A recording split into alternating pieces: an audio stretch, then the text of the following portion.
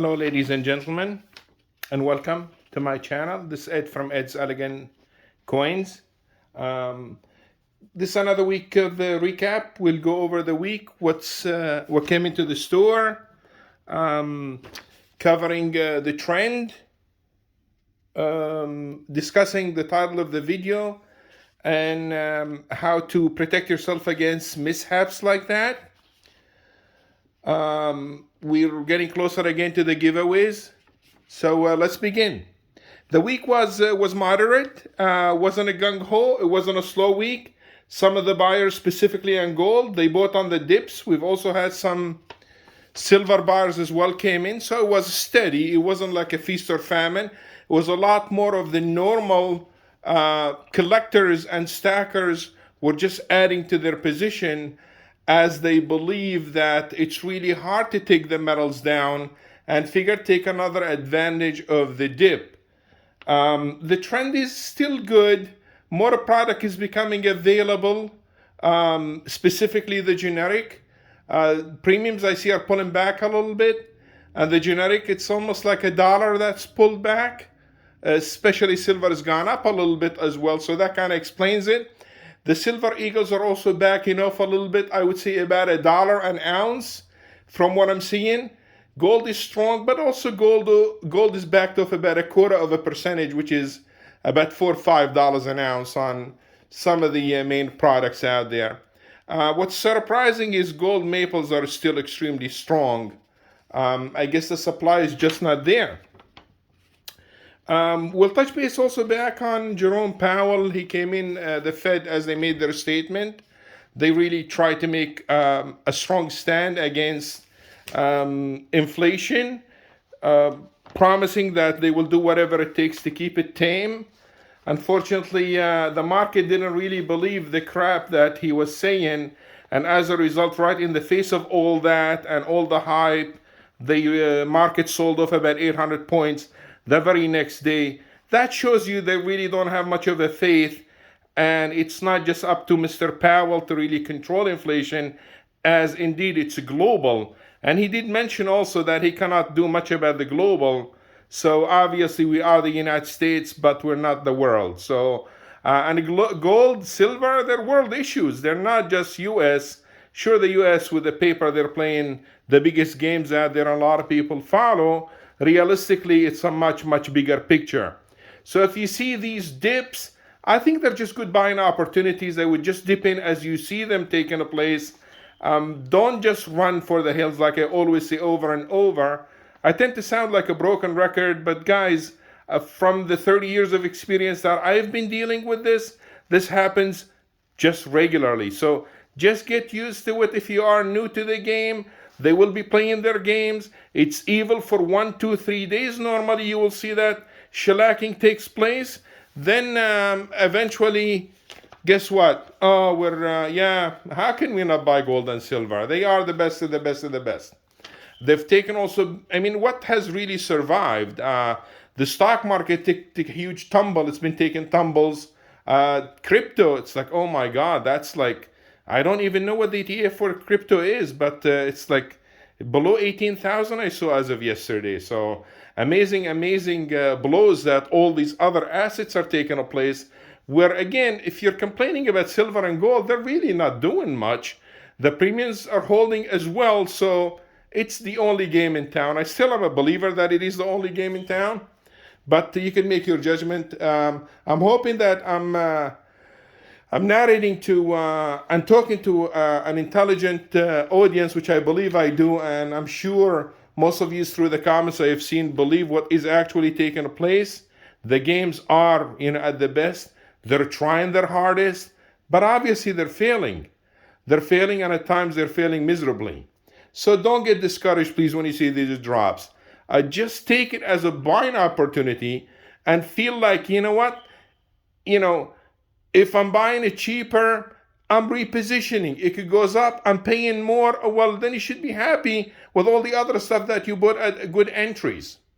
That's as far as that goes. I think the market really does not believe Mr. Powell and his policy with the Federal Reserve. They said, well, we're at 1.6. We're going to take a really hard stand. And by the end of summer, we should be just slightly over 2. So what is that? Another 40, 50 basis points? Yeah, not really that strong as far as I'm concerned. We've had, like I said, we've taken in some silver coins. It was like a silver week. These are sets graded by NGC MS69 Silver Eagles. This gentleman was an investor. We bought about 10 of these sets. They go all the way from 1986, which is the first year of issue. They carry the label of the Red Book, as I guess it was requested by the house that actually graded them. NGC MS69 is the grade, which is an excellent grade. And the runs, they go from 1986 to about 2018. So we had about 10 sets. The collector was just a massive buyer of that. We were very glad to see that. Back in the day, even though I started grading silver coins at a very, very early age back in year 2000, they weren't as hot. However, now they've really picked up tremendously. Along the way, we had some type coin. Picked a couple examples of some of the stuff that I thought was worth showing you. You know, and again, like I said, in the coin store, we do get a little bit of this and a little bit of that. So we're trying to not bore you, just showing a good example of what's really taken and the stuff that's worth showing. This is a very nice 82 Carson City. A nice cartwheel there, flashy. Bears the Carson City. That's such a beautiful item, the Carson Cities, when they are nice. This is an earlier piece. This is called the Trade Dollar, 1875S. It's slightly lower grade, but still is VF is a good shape. It bears the S mint mark right down here. We had a $10. This is normally not much of a big deal, but with the star note, 1934, it's got that big fat star there, as you see, to the right of the serial number. These are like replacement notes. They normally actually make them before the actual notes are made, just in case they get destroyed throughout the production. In the silver, we had, I got my ammunition here. Silver bullets, 45 caliber. I thought it was very cool. A lot of the clients really wanted to just gobble them up, but I said, I'm sorry. There is only a few of them, so I'd gladly give you 1 or 2 each, just to be fair to everybody. They were very well designed, assembled, like I said, the silver bullet. If I get one out of here. And yeah, it just, like I said, labeled 45. It's 1 ounce silver each. I thought it was a cool item. Now we come back to what happened to this gentleman.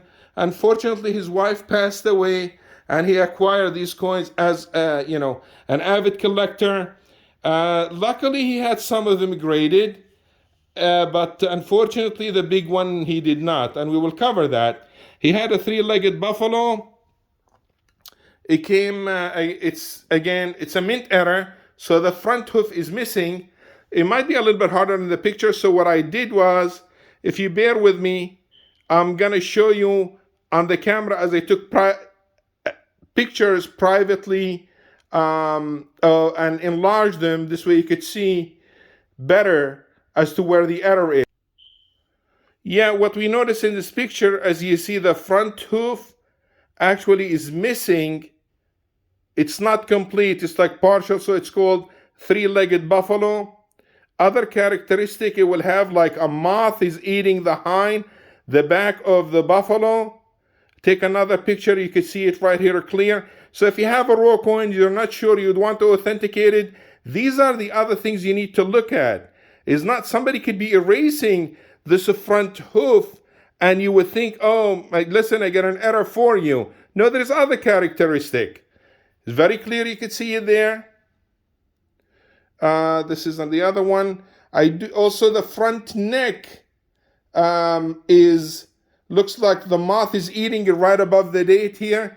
You see that the granulation, it looks like it was chewed up. So these are the main characteristic of the 3-legged buffalo that you do need to see alongside of the front hoof missing. This is, again, in that condition, about a $600 coin. It still is a nice chunk of money. Uncirculated goes into the thousands. So if you don't have access to graded coins and you need to pull the trigger, please look look for other characteristics. Each main error, they do tend to have their own characteristics. Either look them up via Google. You're more than welcome to reach out to me to verify them. I'll gladly do that for you. But just be aware, please, this way you don't get hurt with that. Along the other way, we had a 72. That's another mint error. It's the double die. It is again harder to see from the picture. So I did take some good blown up pictures for you to show you can clearly see the doubling. The date is doubled. Liberty is doubled. In God we started. In God we trust is doubled. Just re-examine all that. Very good view again of 72 double die. Mainly the obverse is doubled. Now we move on. We have the 95 double die. This one here is a cheap coin. However, it is a much harder to see. They are cheaper coins, about $30, $40 coins. Very pretty. Liberty in God we trust is doubled, but kind of faint.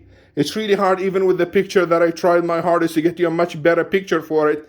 They are cheap coins, but be aware of what you buy. Look for the characteristic to make sure they are what they are, and they are there. This is a 55 double die. This is one of the kings. It's a very hard coin to come by. We go over the photos here. I'll walk you through it. You see all the doubling there in the picture. The date is doubled. Liberty is doubled. In God we trust is doubled. Now this one here, they have a lot of reproduction. You could buy in Alibaba, other places. This is uncirculated coin with light cleaning.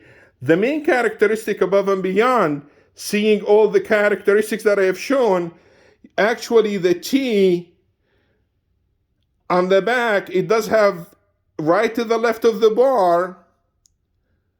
Oops, where did it go?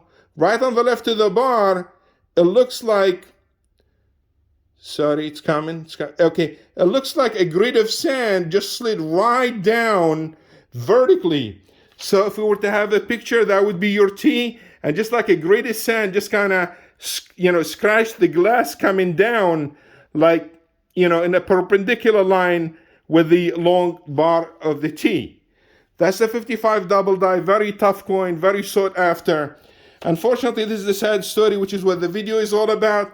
This is the King of them 09 SVDB.